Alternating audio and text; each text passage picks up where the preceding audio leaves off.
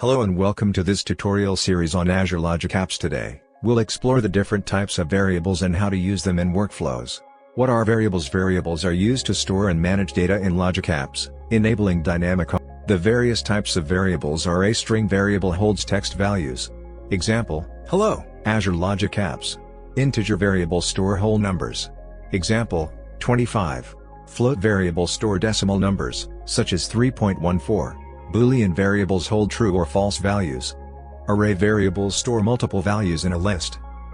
Object variables store data as key-value pairs, just like JSON. To use a variable, first, initialize it with an initial value. The set variable action updates an existing variable. Use increment or decrement actions to modify numeric values. Append to array variables to add new items dynamically. A Logic app can check for email attachments automatically. The attachment count variable is set to 0. The variable updates with the number of email attachments.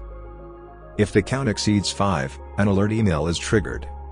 Now let's conclude with the best practices for using variables in Azure Logic Apps. Use meaningful names. Minimize variable usage. Ensure correct data types.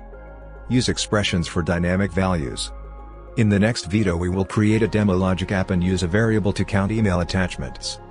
Don't forget to subscribe our channel for more such videos. Thanks.